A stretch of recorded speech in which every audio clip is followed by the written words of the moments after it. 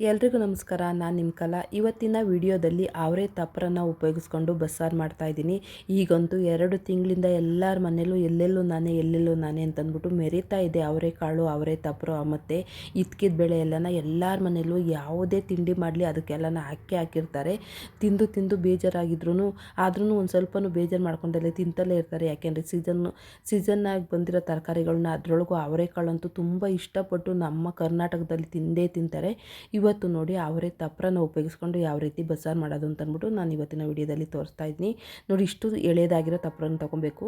ನೋಡಿ, ಸುಲಿದ್ರೆ ಅದೆಲ್ಲನ ಕಾಳು ಇರಲೇಬಾರ್ದು, ಆ ಥರ ಇರಬೇಕು ತಪ್ಪರು. ಇಲ್ಲಾಂದರೆ ಒಂದು ಸ್ವಲ್ಪ ಕಾಳೆಲ್ಲ ಇಕ್ಬಿಟ್ಟಿದ್ರೆ ಏನಾಗುತ್ತೆ, ನಾವು ತಿನ್ನಬೇಕಾದ್ರೆ ಎಲ್ಲನ ನಾರಿನ ಅಂಶ ಜಾಸ್ತಿ ಇರುತ್ತೆ. ಈ ಥರ ಎಳೆದಾಗಿರೋ ತಪ್ಪರನ್ನು ತೊಗೊಬೇಕಾಗುತ್ತೆ. ಹಳ್ಳಿಗಳ ಕಡೆ ಎಲ್ಲ ಗೊತ್ತಾಗುತ್ತೆ ಯಾವ ರೀತಿ ತಪ್ಪರುಗಳನ್ನ ಯೂಸ್ ಮಾಡ್ತಾರೆ ಅಂತಂದ್ಬಿಟ್ಟು. ಗಿಡ ಎಲ್ಲ ಕುಯ್ತಾರಲ್ವ ಲಾಸ್ಟಲ್ಲಿ, ಆವಾಗ ಇದನ್ನೇ ಮಾಡೋದು ಜಾಸ್ತಿ.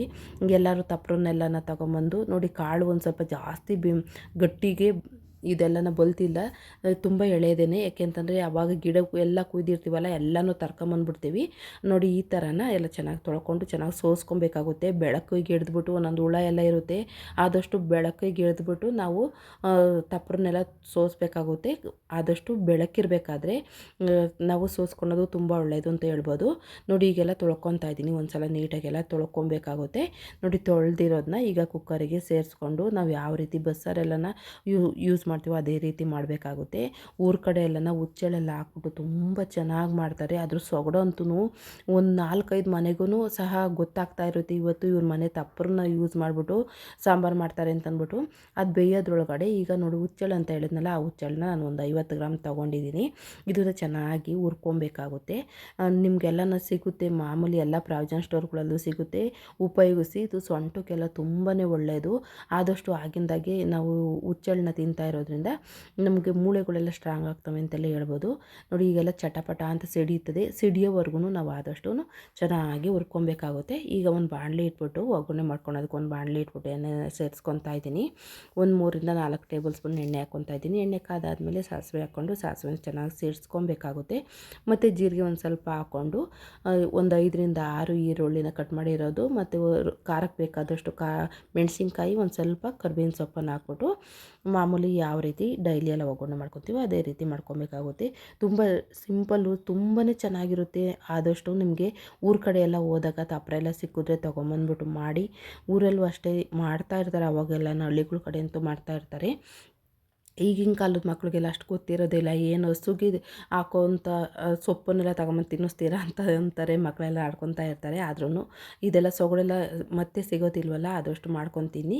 ಈಗ ತೆಂಗಿನಕಾಯಿ ತುರಿ ಹಾಕ್ಬಿಟ್ಟು ಈಗ ಒಗ್ಗರಣೆ ಎಲ್ಲ ಚೆನ್ನಾಗಿ ಬಾಡಿಸ್ಕೊಂಡಿದ್ದೀನಿ. ಇದೇ ಒಗ್ಗರಣೆನ ಒಂದು ಸ್ವಲ್ಪ ಸಾಂಬಾರಿಗೆ ಎತ್ತಿಟ್ಕೊತಾ ಇದ್ದೀನಿ.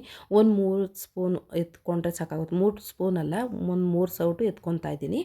ಅರ್ಧ ಒಗ್ಗರಣೆ ಅಂದರೆ ಅದಕ್ಕೆ ಜಾಸ್ತಿ ನಾನು ಈರುಳ್ಳಿ ಎಲ್ಲ ಹಾಕಿದ್ದು. ಈಗ ಯಾವ ರೀತಿ ಸಾಂಬಾರಿಗೆ ಬೇಕಾಗಿರೋಂಥ ಪದಾರ್ಥಗಳನ್ನ ಹಾಕೋಣ ಅಂತ ನೋಡ್ಕೊಳ್ಳಿ. ಹುಣಸೆಹಣ್ಣು ಮತ್ತು ಕೊತ್ತಂಬರಿ ಸೊಪ್ಪನ್ನು ಸೇರಿಸ್ಕೊಂಡು ಬೆಳ್ಳುಳ್ಳಿನ ಹಾಕ್ಕೊತಾ ಇದ್ದೀನಿ. ಒಂದು ಗೆಡ್ಡೆ ಬೆಳ್ಳುಳ್ಳಿ, ದಪ್ಪದಾದರೆ 1, ಸಣ್ಣದಾದರೆ 2 ತೊಗೊಳ್ಳಿ. ಖಾರದ ಪುಡಿ ನಿಮ್ಗೆ ಬೇಕಾದಷ್ಟು ಖಾರನ ಹಾಕ್ಕೊಳ್ಳಿ. ಹಾಗೆ ಧನ್ಯ ಪುಡಿನ ಸೇರಿಸ್ಕೊತಾ ಇದ್ದೀನಿ. ಕೊತ್ತಂಬರಿ ಸೊಪ್ಪು ಜಾಸ್ತಿ ಹಾಕಿರೋದ್ರಿಂದ ಧನ್ಯ ಪುಡಿನ ಒಂದು ಸ್ವಲ್ಪ ಹಾಕ್ಕೊಬೇಕಾಗುತ್ತೆ. ಅದಾದಮೇಲೆ ಒಂದು ಸ್ವಲ್ಪ ಗರಂ ಮಸಾಲ ಹಾಕ್ಬಿಟ್ಟು ರುಬ್ಬೋದಕ್ಕೆ ಎಷ್ಟು ಬೇಕೋ ಅಷ್ಟು ನೀರು ಹಾಕ್ಕೊಂಡು ಆದಷ್ಟು ನುಣ್ಣಗೆ ರುಬ್ಕೊಬೇಕಾಗುತ್ತೆ. ನೋಡಿ, ಸಿಂಪಲಾಗಿ ಮಾಡ್ಕೊಬೋದು, ಆದ್ರೂ ಎಷ್ಟು ಟೇಸ್ಟಿಯಾಗಿರುತ್ತೆ ಅಂತಂದರೆ ತುಂಬಾ ಚೆನ್ನಾಗಿರುತ್ತೆ ತಿನ್ನೋದಕ್ಕೆ. ಈಗ ಒಂದು ಸ್ವಲ್ಪ ಜೀರಿಗೆ ಮತ್ತು ಗಸಗಸೆನ ಹಾಕ್ಕೊಂಡು ರುಬ್ಬಿಟ್ಕೊತಾ ಇದ್ದೀನಿ. ನೋಡಿ, ಇವಾಗ ಬೆಂದಿದೆ, ಕಾಳೆಲ್ಲ ನೀಟಾಗಿ ಬೆಂದಿದೆ, ತುಂಬಾ ಚೆನ್ನಾಗಿರುತ್ತೆ. ಸ್ಮೆಲ್ ಅಂತೂ ಸಖತ್ತಾಗಿರುತ್ತೆ. ನೋಡಿ, ಎಲ್ಲ ಚೆನ್ನಾಗಿ ಬೆಂದಿದೆ. ಆದಷ್ಟು ತಪ್ಪೋರ್ನ ಒಂದು ಸ್ವಲ್ಪ ಗಟ್ಟಿ ಇರೋದು ತೊಗೊಬೇಡ್ದು, ಆದಷ್ಟು ತೆಳುವಾಗಿರೋದು ತೊಗೊಂಡ್ರೆ ಎಲ್ಲ ಬೆಂದಿರುತ್ತೆ ನೀಟಾಗಿ. ಈಗ ನೀರು ಮತ್ತು ಕಾಳನ್ನು ಸಪ್ರೇಟ್ ಮಾಡ್ಕೊತಾ ಇದ್ದೀನಿ. ನೋಡಿ, ಈ ರೀತಿ ಜಾಲರದಲ್ಲಿ ನಾನು ಶೋಧಿಸ್ಕೊತಾ ಇದ್ದೀನಿ. ಈಗ ಕಾಳಿಗೆ ಒಗ್ಗರಣೆ ಕೊಟ್ಕೊಂಡು ಸಾಂಬಾರನ್ನ ನೀರನ್ನ ಸಾಂಬಾರು ಮಾಡಿಕೊಂಡ್ರೆ ಆಯಿತು, ಅಷ್ಟೇ ಫ್ರೆಂಡ್ಸ್. ನೋಡಿ, ಒಗ್ಗರಣೆ ಮಾಡ್ಕೊಂಡಿದ್ನಲ್ಲ, ಅದಿತ್ತಲ್ವ, ಅರ್ಧ ಒಗ್ಗರಣೆ ಎತ್ತಿಟ್ಕೊಂಡಿದ್ನಲ್ಲ, ಅದಕ್ಕೆ ನಾವು ಸೋಸ್ಕೊಂಡಂಥ ತಪ್ಪರು ಮತ್ತು ಒಂದು ಸ್ವಲ್ಪ ಕಾಳಿದೆಯಲ್ಲ ಅದನ್ನೆಲ್ಲ ಹಾಕ್ಬಿಟ್ಟು ನೀಟಾಗಿ ಒಂದು ಒಗ್ಗರಣೆ ಕೊಟ್ಕೊಬೇಕು. ಚೆನ್ನಾಗಿ ಕಾಳಿಗೆ ಒಗ್ಗರಣೆ ಹತ್ತೋವರೆಗೂ ಒಂದು 3-4 ನಿಮಿಷ ನಾವು ಇದೇ ರೀತಿ ಬಾಣಲೆಲಿ ಹುರ್ಕೊಂಡ್ರೆ ಸಾಕಾಗುತ್ತೆ. ತುಂಬಾ ಚೆನ್ನಾಗಿರುತ್ತೆ ಫ್ರೆಂಡ್ಸ್. ಹಳ್ಳಿಗಳ ಕಡೆ ಅಂತೂ ಇವಾಗಲೂ ತುಂಬ ಇಷ್ಟಪಟ್ಟು ಖುಷಿಯಿಂದ ಮಾಡ್ಕೊಂಡು ತಿಂತಾರೆ. ಅದೇ ಈಗ ನಮಗೆ ಸಿಟಿಗಳಿಗೆಲ್ಲ ಮಕ್ಕಳಿಗೆಲ್ಲ ಅಷ್ಟು ಗೊತ್ತಿರೋದಿಲ್ಲ, ಆದ್ರೂ ನಮ್ಮ ಸೊಗಡೆಲ್ಲ ತಿನ್ನಿಸ್ಬೇಕಲ್ವ.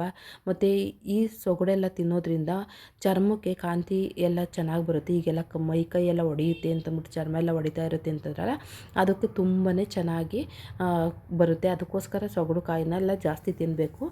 ಈಗ ಹುಚ್ಚೆಳ್ಳನ್ನ ನಾನು ಕುಟ್ಕೊತಾ ಇದ್ದೀನಿ. ಕುಟ್ಟಣಿಗೆ ಇಲ್ಲ ಅಂತಂದರೆ ನಾವು ಮಿಕ್ಸಿಲಿ ತರಿಯಾಗಿ, ತುಂಬ ಪೌಡ್ರ್ ಮಾಡೋದು ಬೇಡ, ತರಿಯಾಗಿ ಪೌಡ್ರ್ ಮಾಡಿಕೊಂಡ್ರೆ ಸಾಕಾಗುತ್ತೆ. ನಾನು ಕುಟ್ಟಣಿಗೆಲಿ ಒಂದು ನಿಮಿಷ ಚೆನ್ನಾಗಿ ಇದನ್ನು ಇದೇ ರೀತಿ ಒಂದು ತರಿಯಾಗಿ ಕುಟ್ಕೊತಾ ಇದ್ದೀನಿ. ನೋಡಿ, ತುಂಬ ಸಿಂಪಲಾಗಿ ಮಾಡ್ಕೊಬೋದು. ಆದರೆ ಹುಚ್ಚೆಳ್ಳಂತೂ ತುಂಬಾ ಮೂಳೆಗಳೆಲ್ಲ ಸ್ಟ್ರಾಂಗ್ ಅಂತ ಹೇಳ್ತಾರೆ. ಅದಕ್ಕೋಸ್ಕರ ಆಗಿಂದಾಗೆ ನಾವು ಹುಚ್ಚೆಳ್ಳನ್ನು ತೊಗೊಂಬಂದು ಬಸ್ಸಾರೆಲ್ಲ ಮಾಡ್ತಿರ್ತೀವಿ ಮತ್ತು ಗೋರಿಕಾಯಿ ಸಾಂಬಾರೆಲ್ಲ ಮಾಡ್ತೀವಲ್ಲ, ಅದಕ್ಕೆಲ್ಲ ಹಾಕೋದ್ರೆ ತುಂಬಾ ಚೆನ್ನಾಗಿರುತ್ತೆ. ಈಗ ಕುಟ್ಟಿರೋಂಥ ಹುಚ್ಚೆಳ್ಳು ಮತ್ತು ಕೊನೆಯದಾಗಿ ಒಂದು ಸ್ವಲ್ಪ ಕೊತ್ತಂಬರಿ ಸೊಪ್ಪು ಹಾಕ್ಬಿಟ್ಟು ಎಲ್ಲ ಒಂದು ಸಲ ನೀಟಾಗಿ ಮಿಕ್ಸ್ ಮಾಡಿಕೊಂಡ್ರೆ ಪಲ್ಯ ಅಂತೂ ರೆಡಿ ಆಯಿತು. ಸೊಗಡಿನ ಪಲ್ಯ ಅಂತಲೇ ಹೇಳ್ಬೋದು, ಅವರೆಕಾಯಿ ತಪ್ಪಲಿನ ಪಲ್ಯ ಅಂತಲೇ ಹೇಳ್ಬೋದು. ಇನ್ನೊಂದು ತಿಂಗಳು ಅಷ್ಟೇ, ಆಮೇಲೆ ಮತ್ತೆ ಬೇಳೆ ಸಾರು ಅದು ಇದು ಮಾಡ್ಕೊತಲೇ ಇರ್ತೀವಿ. ಆದಷ್ಟು ಇನ್ನೊಂದು ತಿಂಗಳು ಎಷ್ಟು ಸಿಗುತ್ತೋ ಅಷ್ಟು ಚಾನ್ಸ್ ಸಿಗುತ್ತಲ್ವ, ಚೆನ್ನಾಗಿ ತಿಂದ್ಬಿಡ್ಬೇಕು ಅವರೆಕಾಯಿಂದ ಮಾಡಿದ್ದೆಲ್ಲ ಪದಾರ್ಥಗಳ್ನು. ನೋಡಿ, ಈಗ ಪಲ್ಯ ರೆಡಿ ಆಯಿತು. ಸಾಂಬಾರನ್ನ ಹಾಗೆ ಕೂಡಿಸ್ಕೊಳ್ಳೋಣ ಬನ್ನಿ. ಹಾಗೆ ಒಗ್ಗರಣೆಯಲ್ಲಿ ನಾನು ಒಗ್ಗರಣೆ ಏನು ಮಾಡ್ಕೊಳೋದಿಲ್ಲ, ಎಣ್ಣೆ ಸಾಸಿವೆ ಎಲ್ಲ ಮತ್ತೆ ಹಾಕ್ಬಿಟ್ಟು ಏನು ಮಾಡ್ಕೊಳೋದಿಲ್ಲ. ಇದರ ಹಸಿ ವಾಸನೆ ಹೋಗೋವರೆಗೂ, ಖಾರ ಹಾಕಿರ್ತೀವಲ್ಲ ಅದ್ರ ಹಸಿ ವಾಸನೆ ಹೋಗೋವರೆಗೂ ಒಂದು ಸ್ವಲ್ಪ ಬಾಡಿಸ್ಕೊತೀನಿ ಅಷ್ಟೇ. ಬೇಕು ಅಂದರೆ ಒಗ್ಗರಣೆ ಕೊಟ್ಕೊಬೋದು, ಆದರೆ ನಾನು ಕೊಟ್ಕೊಳೋದಿಲ್ಲ, ನಿಮಗೆ ಬೇಕಂದರೆ ಕೊಟ್ಕೊಳ್ಳಿ. ಈಗ ನೋಡಿ, ಎಲ್ಲ ಚೆನ್ನಾಗಿ ಬಾಡಿಸ್ಕೊಂಡಾದ್ಮೇಲೆ ಮತ್ತೆ ಮಿಕ್ಸಿ ತೊಳೆದ್ಬಿಟ್ಟು ನೀರನ್ನು ಹಾಕ್ಕೊತಾ ಇದ್ದೀನಿ. ನೀರಂದರೆ ಸಪ್ಪೆ ನೀರೇ ಹಾಕ್ಕೊಬೇಕಾಗುತ್ತೆ, ಬೇರೆ ನೀರೆಲ್ಲನ ಜಾಸ್ತಿ ಹಾಕ್ಕೊಳಕ್ಕೆ ಹೋಗಬೇಡಿ, ಆವಾಗ ಸಾಂಬಾರು ಅಷ್ಟು ಚೆನ್ನಾಗಿರೋದಿಲ್ಲ. ಮಿಕ್ಸಿ ಜಾರ್ ತೊಳೆದಿರ್ತೀವಲ್ಲ ಅದಕ್ಕೂ ಸಹ ನಾವು ಸಪ್ಪೆ ನೀರನ್ನೇ ಹಾಕ್ಕೊಬೇಕಾಗುತ್ತೆ. ಮತ್ತು ಇನ್ನು ಮಿಕ್ಕಿರುತ್ತಲ್ಲ ಸಪ್ಪೆ ನೀರನ್ನೆಲ್ಲ ಹಾಕ್ಬಿಟ್ಟು ಬೇಕಂದರೆ ಇನ್ನೊಂದು ಸ್ವಲ್ಪ ಉಪ್ಪು ಹಾಕ್ಕೊಳ್ಳಿ. ಆದಷ್ಟು ಬಸ್ಸಾರಿಗೆಲ್ಲನ ಸಾಂಬಾರಿಗೆ ಇನ್ನೊಂದು ಸ್ವಲ್ಪ ಲಾಸ್ಟಿಗೆ ಉಪ್ಪು ಹಾಕ್ಕೊತೀವಿ, ನೋಡಿಕೊಂಡು ಉಪ್ಪು ಹಾಕ್ಕೊಳ್ಳಿ. ಇದನ್ನು ಚೆನ್ನಾಗಿ ಕುದಿಸ್ಕೊಂಡ್ರೆ ತುಂಬ ರುಚಿಕರವಾದ ಬಸ್ಸಾರೂ ಸಹ ರೆಡಿಯಾಗುತ್ತೆ. ಇದಕ್ಕೊಂದು ಮುದ್ದೆ ಇದ್ಬಿಟ್ರಂತೂ ಅನ್ನನೇ ಊಟ ಮಾಡೋದಿಲ್ಲ, ಅಷ್ಟು ಚೆನ್ನಾಗಿ ಕಾಳು ಮತ್ತು ಪಲ್ಯ ಸಾರು ಎಲ್ಲ ತಿಂತಾರೆ. ನೋಡಿ ಫ್ರೆಂಡ್ಸ್, ಎಷ್ಟು ಸುಲಭವಾಗಿ ಸಿಂಪಲ್ಲಾಗಿ ತಪ್ಪರನ್ನ ಉಪಯೋಗಿಸ್ಕೊಂಡು ಬಸ್ಸಾರನ್ನ ಯಾವ ರೀತಿ ಮಾಡ್ಬೋದು ಅಂತಂದ್ಬಿಟ್ಟು ನಾನು ಇವತ್ತಿನ ವಿಡಿಯೋದಲ್ಲಿ ತುಂಬ ಸಿಂಪಲ್ಲಾಗಿ ಹಳ್ಳಿಗಳ ಕಡೆ ಎಲ್ಲನ ನಾವು ಯಾವ ರೀತಿ ಸೊಗಡಿನ ಬಸ್ಸಾರನ್ನ ಮಾಡ್ತೀವಿ ಅಂತಂದ್ಬಿಟ್ಟು ನಾನು ಇವತ್ತಿನ ವಿಡಿಯೋದಲ್ಲಿ ಮಾಗಡಿ ಸ್ಟೈಲಲ್ಲಿ ಯಾವ ಥರ ಮಾಡ್ತಾರೆ ಅಂತಂದ್ಬಿಟ್ಟು ಇವತ್ತಿನ ವಿಡಿಯೋದಲ್ಲಿ ನಿಮ್ಮ ಜೊತೆ ಹಂಚ್ಕೊಂಡಿದ್ದೀನಿ. ಇವತ್ತಿನ ವಿಡಿಯೋ ನಿಮ್ಮೆಲ್ಲರಿಗೂ ಇಷ್ಟ ಆಗಿದೆ ಅಂತ ನಾನು ತಿಳ್ಕೊತಾ ಇದ್ದೀನಿ. ಯಾರೆಲ್ಲ ನೀವು ತಪ್ಪರು ಸಾರು ಮಾಡ್ತೀರಾ ಅವರೆಲ್ಲನ ಕಮೆಂಟ್ ಮಾಡಿ, ಹಾಗೆ ಈ ವಿಡಿಯೋಕ್ಕೊಂದು ಲೈಕ್ ಕೊಡಿ. ನಿಮ್ಮ ಅನಿಸಿಕೆ ಅಭಿಪ್ರಾಯನ ಕಮೆಂಟ್ ಮಾಡೋದ್ರ ಮೂಲಕ ನನಗೆ ಸಪೋರ್ಟ್ ಮಾಡಿ ಫ್ರೆಂಡ್ಸ್. ಹಾಗೆ ನಿಮಗೆ ಈ ವಿಡಿಯೋ ಇಷ್ಟ ಆದರೆ ನಿಮ್ಗೆ ಗೊತ್ತಿರೋರಿಗೆ ನಿಮ್ಮ ಹಿತೈಷಿಗಳಿಗೆ ಈ ಸಮಯದಲ್ಲಿ ಶೇರ್ ಮಾಡಿ. ಏಕೆಂದರೆ ಇವಾಗೆಲ್ಲ ತಪ್ಪರು ಜಾಸ್ತಿ ಸಿಗೋದ್ರಿಂದ ಅವರು ಮಾಡ್ಕೊಳೋದಕ್ಕೆ ಅನುಕೂಲ ಆಗುತ್ತೆ.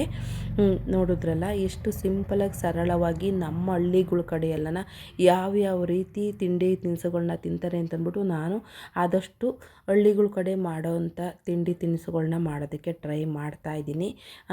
ನಿಮ್ಮ ಬೆಂಬಲನೂ ಸಹ ನನಗೆ ಹೀಗೆ ಇರಲಿ ಅಂತಂದ್ಬಿಟ್ಟು ಕೇಳ್ಕೊತಾ ಇದ್ದೀನಿ. ನಿಮ್ಮ ಬಿಡುವಿಲ್ಲದ ಸಮಯದಲ್ಲಿ ಬಿಡು ಮಾಡಿಕೊಂಡು ಈ ಚಾನಲ್ನ ಓಪನ್ ಮಾಡಿ ಕೊನೆವರೆಗೂ ಈ ವಿಡಿಯೋ ನೋಡಿದ್ದಕ್ಕೆ ನಾನು ತುಂಬ ಹೃದಯದ ಧನ್ಯವಾದನ ಅರ್ಪಿಸ್ತಾ ಈ ವಿಡಿಯೋನ ಎಂಡ್ ಮಾಡ್ತಾ ಇದ್ದೀನಿ.